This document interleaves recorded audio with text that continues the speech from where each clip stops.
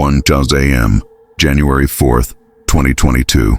A security camera mounted above a front entrance in Detroit captured something that would become the center of one of the city's most disturbing murder investigations. A young woman walked into her cousin's home, smiling, trusting, safe, or so she thought. The footage shows her entering through the front door with someone she'd known her entire life, someone she called family, someone she trusted completely. Hours later, that same camera captured the cousin backing his white sedan into the driveway, carefully, methodically, the trunk now facing away from the street, hidden from view. Minutes passed in eerie silence. Then the car drove away into the darkness. When it returned less than 10 minutes later, the trunk was empty. But the young woman who had entered that house, she never left. Not through the front door, not through any door. What happened inside those walls during those crucial hours would expose a predator who had been hiding behind the word family for years. Because sometimes the person you trust most is the one who means you the greatest harm. Before we go deeper into this nightmare, hit that subscribe button and turn on notifications.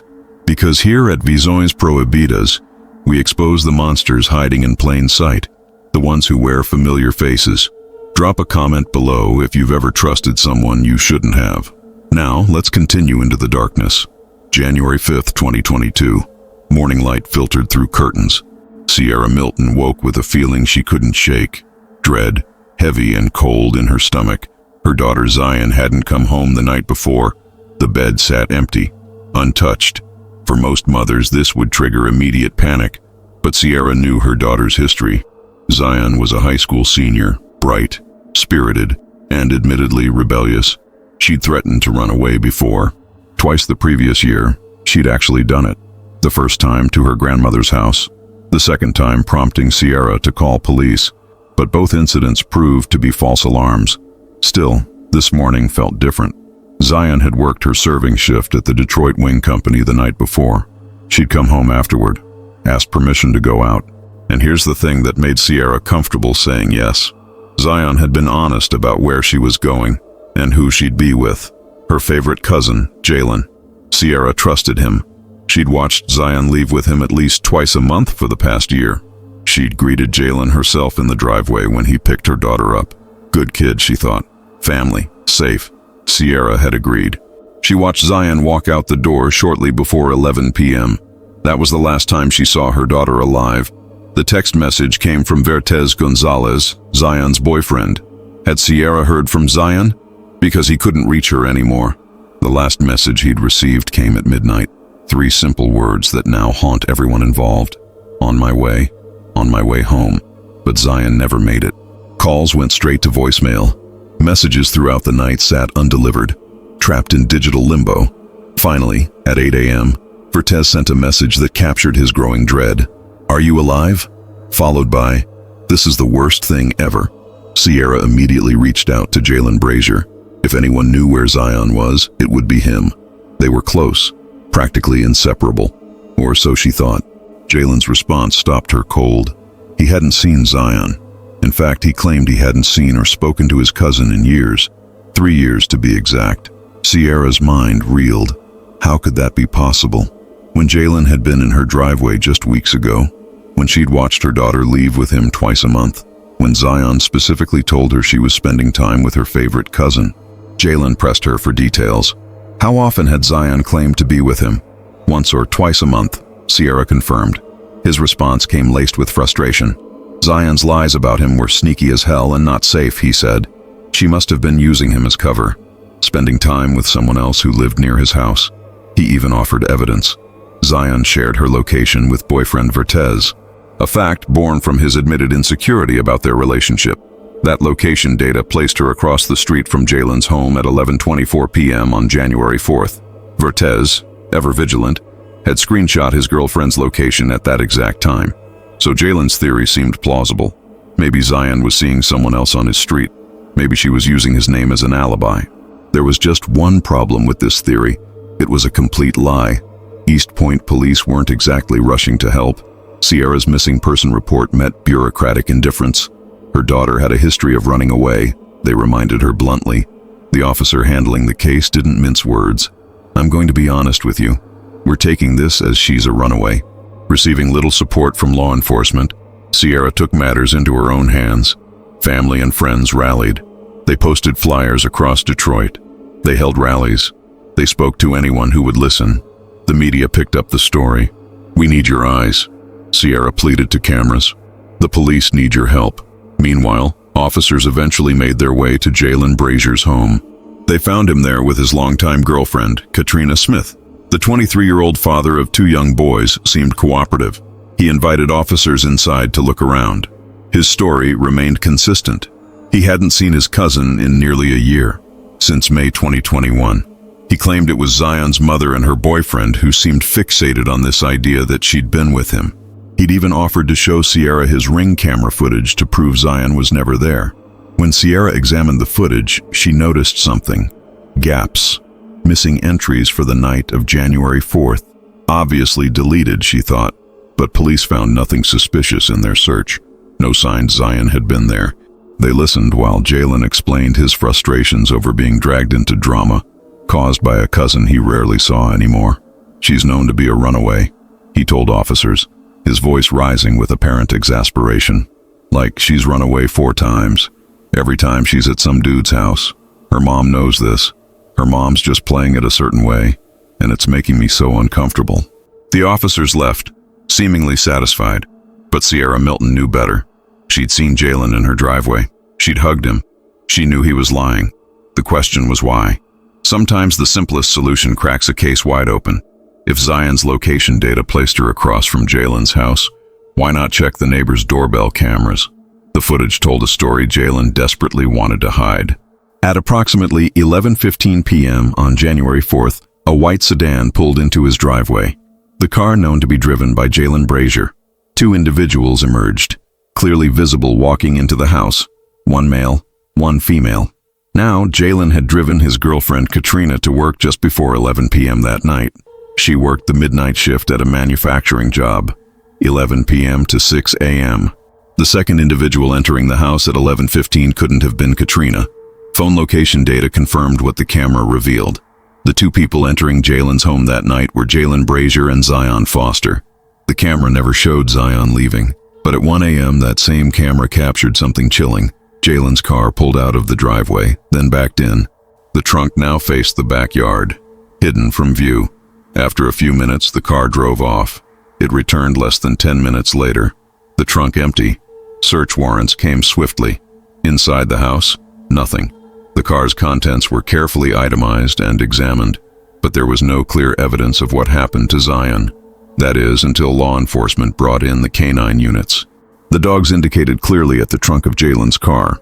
The unmistakable scent of death lingered there. On January 19th, accompanied by a friend who happened to be a lawyer, Jalen voluntarily sat down with detectives. The evidence against him had become overwhelming. It was time, his lawyer must have advised, to get ahead of the narrative. Jalen offered what he claimed was the truthful version of events from that night. Yes, he'd picked up Zion from her home. Yes, he brought her back to his place. He put his 2 young children to bed, then joined Zion downstairs in the living room. They talked about normal things, he said. Her improving relationship with her mother, her boyfriend, plans for prom, her job, dreams of getting her own apartment. They used some recreational substances together, he claimed. Then Zion got sleepy. Her head tilted back as she appeared to nap while sitting upright on the couch. He went into the other room to pour himself a drink. When he returned 15 to 20 minutes later, something was wrong. Her pulse was faint, he claimed. Then her heartbeat became non-existent. His young cousin had simply died on his couch. Just like that. Instead of calling 911, Jalen said he panicked. Not knowing how she died, he feared it would appear as though he'd killed her. So he made a choice that would haunt this case. "I put her in my trunk," he told detectives, his voice steady and matter-of-fact. "And I took her to Highland Park and put her inside of a trash receptacle. And I left." Detectives pressed him. How did he know Zion was actually dead? According to his story, she had inexplicably and abruptly stopped breathing. But was she truly gone? She wasn't breathing, Jalen insisted. Her heartbeat was like, I couldn't read a heartbeat, couldn't feel a heartbeat or anything. So I would say she was dead. Definitely. The timeline matched disturbingly well with other evidence. Jalen claimed Zion had been at his home for roughly 2 hours before she died. placing her time of death just past 1 a.m. Cell phone records showed her device dropped off the network at exactly 1 a.m., the same moment she stopped responding to messages from Vertez. Jalen also claimed he hadn't deleted any data from his phone since that night, but investigators discovered he'd performed a full factory reset just 2 days later, effectively wiping everything from his device. Still, the movements of his phone could be pieced together through cell tower data. This placed Jalen at the dumpsters in Highland Park at 1 a.m. He led detectives to the location where he claimed to have left Zion's body weeks before. There was no longer any sign of her there. The trash had long since been collected and compacted. Sierra Milton's world shattered when she learned what her nephew had done. He said that my baby just died, she recounted, her voice breaking, and then that he threw her in a dumpster like she was trash. When Jalen sat down for a follow-up interview the next day, January 20th, his story began to change. Now he claimed they'd taken hallucinogens that night.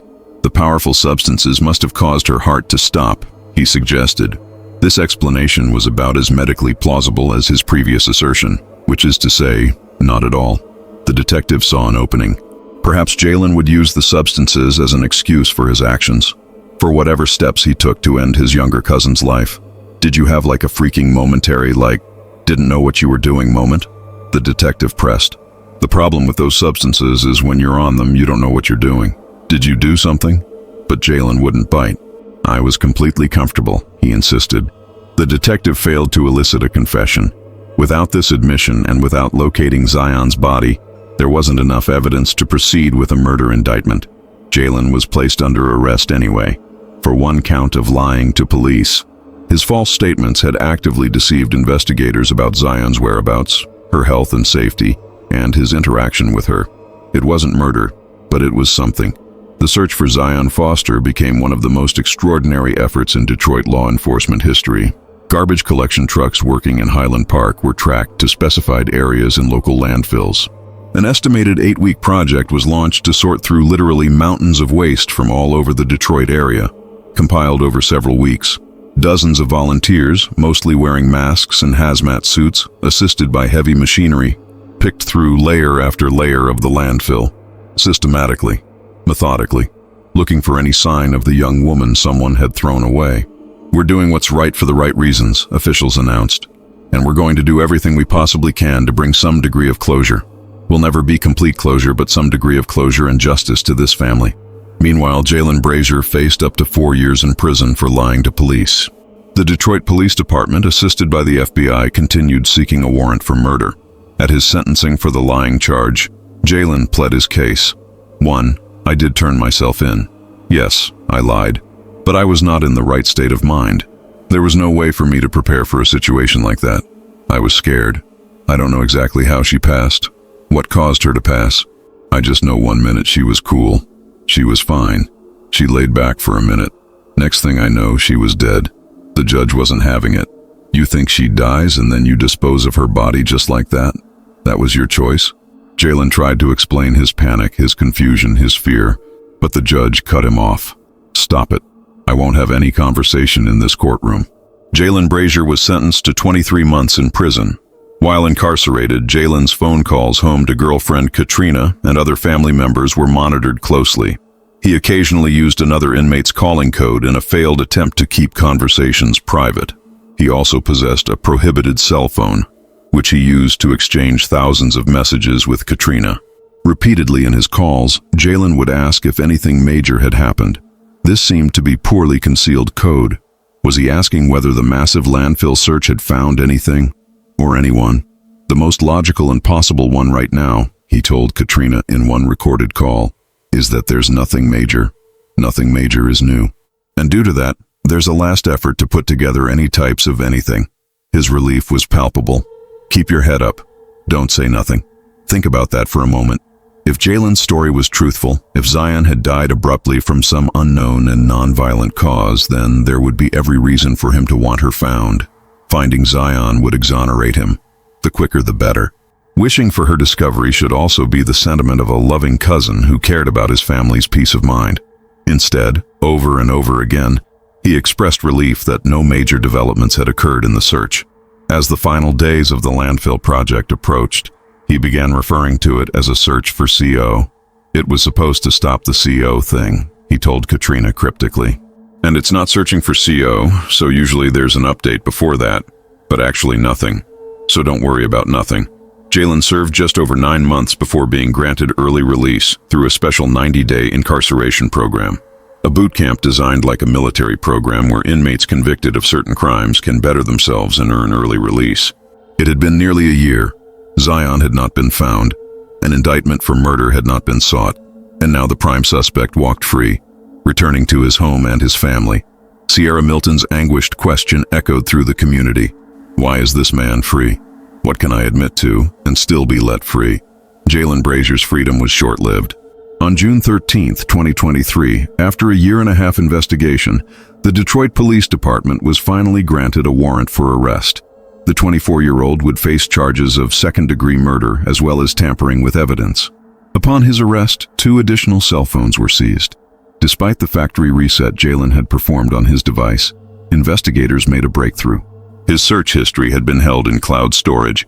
On January 7th, 3 days after disposing of his cousin's body in a dumpster, Jalen had performed a series of revealing Google searches. Are garbage trucks also crushers? What is the force of the machinery? How do police get your phone history?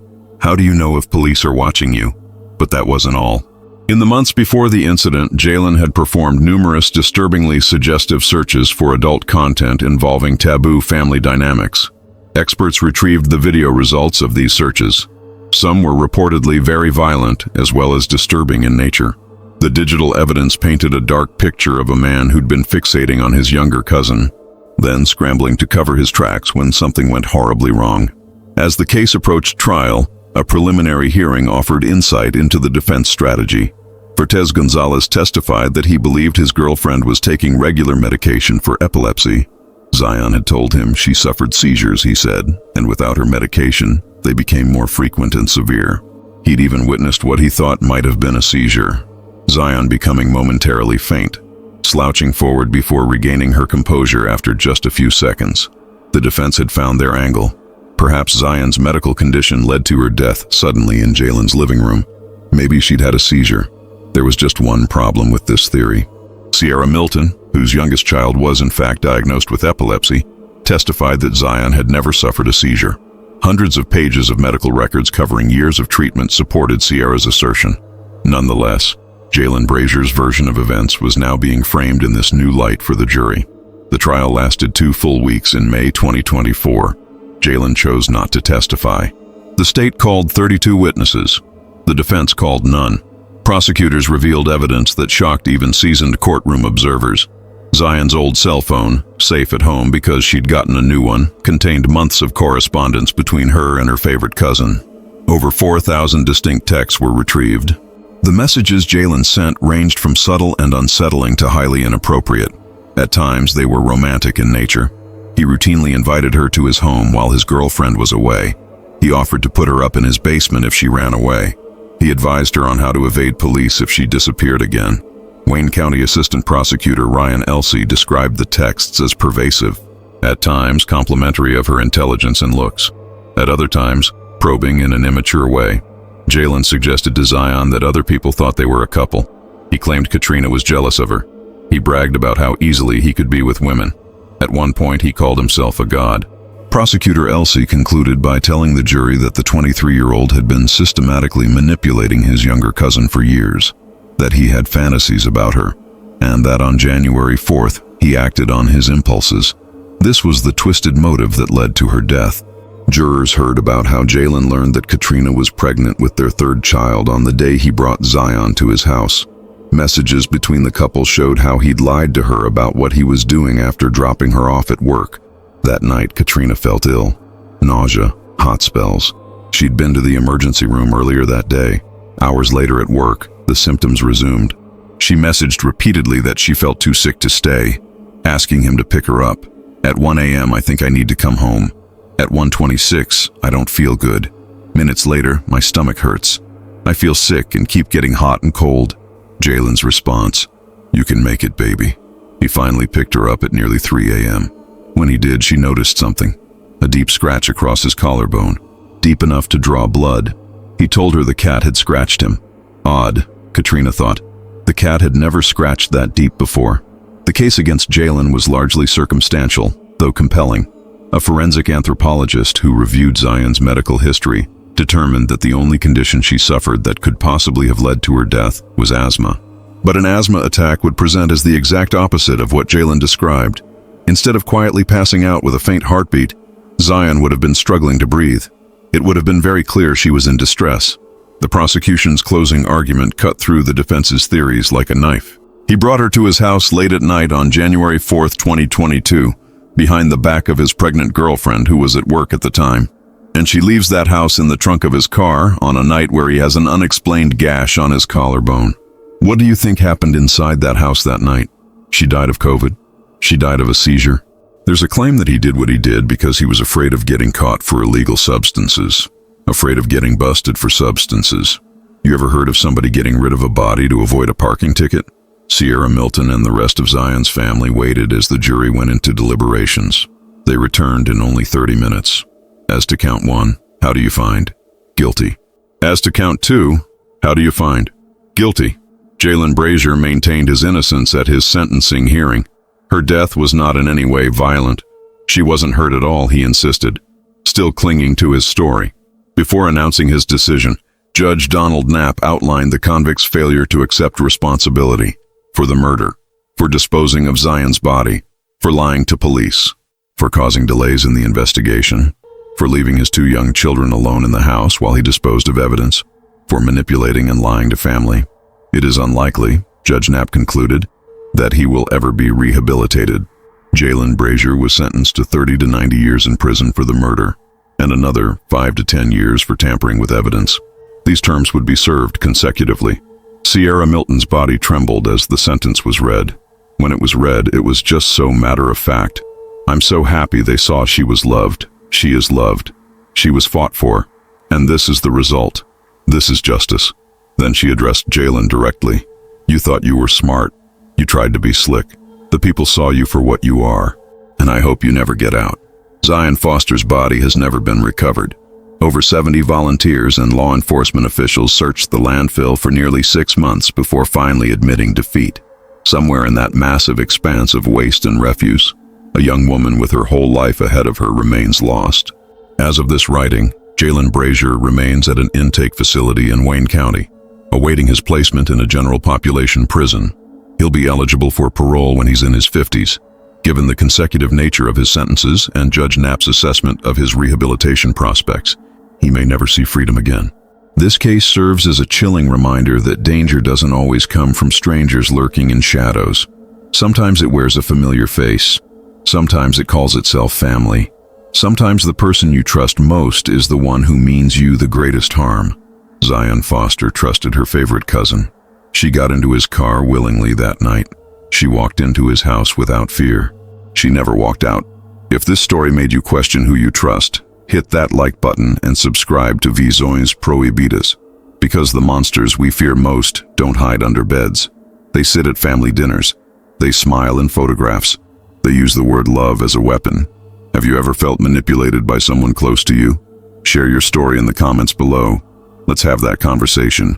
Until next time, remember this. Blood doesn't always mean safety. Family doesn't always mean protection. And trust?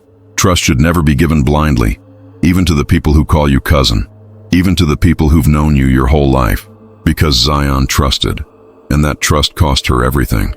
Stay aware, stay safe, and never ignore that voice inside that tells you something feels wrong. Because sometimes that voice is the only thing standing between you and becoming another statistic, another missing person, another family destroyed by someone who was supposed to love and protect.